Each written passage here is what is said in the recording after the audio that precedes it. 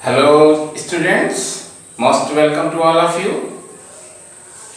Students, before commencing the lecture, I would like to inform you that today's video lecture is completely based on the request of one very good student of your class, and now I have assured that you are studying, you are working hard.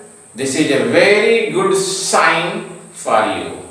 Okay, so everyone try to understand the facts. Okay, children. So now come on the topic. Actually, one student, very good student of your class, telling that sir, explain once more plaster of Paris, properties of plaster of Paris and usage along with the reaction. So today's lecture is only on plaster of Paris. So listen children sincerely. Actually, plaster of Paris is a chemically calcium sulfate hemihydrate. This word, calcium sulfate hemihydrate. Hemi means half. Hemihydrate. And its formula can be written as CaSO4 dot half H2. Okay, or this may also be written as CaSO4. This is Ca, calcium sulfate. CaSO4 dot twice H2O means that the ratio of calcium sulfate is to water is always 1:2. In this case, the ratio of calcium sulfate versus water is 1:2. It is clear? Similarly, in this children, the ratio of calcium sulfate versus water is what? That is 2:1. Means 2 part of this plaster of Paris is a calcium sulfate and 1 part is the water in the form of crystalline. Okay? So 2:1 or 1:2, same ratio. So this very compound is called plaster of Paris, and chemically it is calcium sulfate hemihydrate. One point is here children, why the name Paris is coming?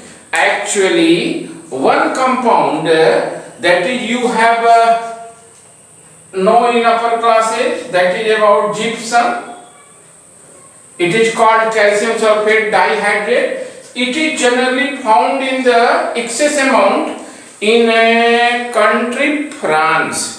And the capital of France in Paris, that is found in a form of a white rock. No children, this very compound, now we are taking name gypsum, but at that time that was famous with the name of white rock, and white rock was in excess amount, that is found in capital of France, that is in Paris. So due to excess finding in that very capital of that country, this was termed Paris. Okay, so Paris is the name taken behind the finding of this compound in excess amount in other form, in the form of white rock. That's why it is called Paris, plaster of Paris. And generally it is of our interest used as a plaster for in the fractured bones, so generally called plaster of Paris. That is also used in the walls in the plastering, so it is called plaster, and using the word Paris due to the presence of this white rock. Okay, so this is calcium sulfate hemihydrate, chemical name, and the commercial name is called plaster of Paris. And what is now gypsum? So gypsum and plaster of Paris are related to each other. So gypsum chemically is a calcium sulfate dihydrate. Gypsum is calcium sulfate dihydrate, and difference between plaster of Paris and gypsum is that in this the ratio of calcium sulfate versus water is 1:2. But here was what? 1:1/2 or 2:1. But here in the case of gypsum, the ratio of calcium sulfate versus water is 1:2. So by these two facts, now you can easily differentiate that what will be plaster of Paris and what is gypsum or calcium sulfate dihydrate. Alright children? So this is all about the formulas, and these two compounds are closely related to each other. Means the process of preparation or process of manufacturing of plaster of Paris is gypsum. So how this plaster of Paris is prepared? So plaster of Paris is prepared by dehydrating, means heating gypsum at either 100 to 120 degrees Celsius or in Kelvin scale, that is 373 to 393 Kelvin. Then we obtain a much needed compound, that is plaster of Paris. And children, this is a very important compound. Many times it comes in the form of either cross question or in what happening or in writing the chemical formula of that very compound. And that is not only, this is for class 10th, that you have to study this very important compound in class 11 also. When you will study there in class 11 elements of second group, or that is alkaline earth metals, then there is a you have to study plaster of Paris as well as gypsum, which are the essential raw material of cement. So in cement, in the formation of cement, in manufacturing of cement, these compounds are utilized in excess. Okay? So now how this plaster of Paris is prepared? Listen children. So when, come on the point, when gypsum is heated at 100 to 120 degrees Celsius or 373 to 393 Kelvin, we will get plaster of Paris like H. This is CaSO4 dot twice H2O. What it is? It is a gypsum. Okay? And according to the condition, when you are heating it at 100 to 120 degrees Celsius or in the Kelvin scale, that is 373 to 393 Kelvin. Either anyway you have to remember. Always comes that what happens when gypsum is heated at 100 to 120. The question comes that what happens when gypsum is heated at 373 to 393 Kelvin.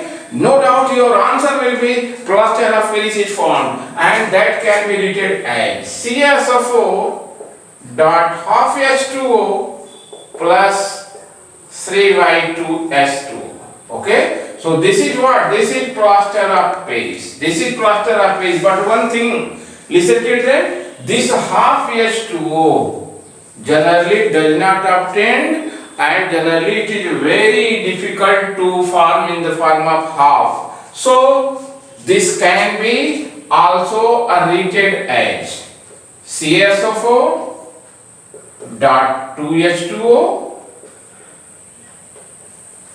twice H2O, and that is 2 times, and under the same condition, same thing children. Here the ratio of calcium sulfate versus water is 1:2. Here is also same, but just two molecules I taking. So that it become what? That becomes CaSO4 twice H2O dot H2O plus 3H2O.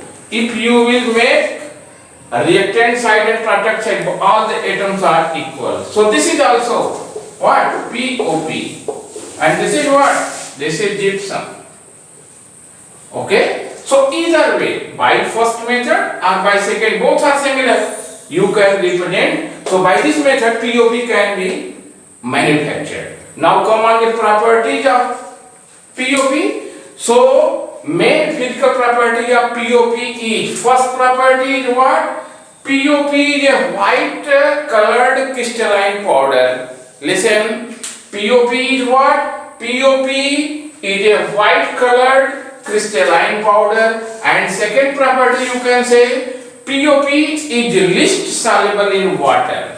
POP is least soluble in water. Now come on the chemical property. Chemical property of POP. Children, one thing I want to share with you that some students are complaining that your teachers are just coming on the board and just they are writing and reading the points which we have written. So this is very odd and very awkward. So you should must fire such type of miscreant teachers. Okay? They are not teachers, children, they are money makers. So always reject them, categorically fire them, and if they are trying to exploit you, reject them categorically and tell that we are studying for a good knowledge, for a good lecture. Don't try to manipulate. Okay, children, come on the topic. Chemical property of plaster of Paris is what? That is, when plaster of Paris is mixed with water or treated with water, gets converted into gypsum, and that reaction of plaster of Paris with water and forming gypsum is called setting of plaster of Paris. That is very important. These reactions, method of preparation is also important. And here, chemical property, when plaster of Paris, that is CaSO4 dot half H2O, when that is, or suppose you are writing as such, this is POP. Alright? Is it, children? Good. POP, it is treated with water or mixed with water, that gets settled in the hard substance and forming what? Gypsum. So this is what? This is gypsum. This is gypsum. So this reaction of plaster of Paris with water is called, children, setting of plaster of Paris. And often the question comes that, what do you mean by setting of plaster of Paris? So your answer will be, when the POP is treated with water, resulting the formation of a hot substance, and that hot substance is called gypsum, and this reaction is called setting of plaster of Paris. One more point, this is, children, very much important. Often question comes that from gypsum how you will convert POP, and now in this property the question comes that from POP how you will find gypsum. So they are interrelated. So this is the main importance of this very compound POP. Okay? Now what are the uses of POP? So just write, children, usage. What are the main uses of POP?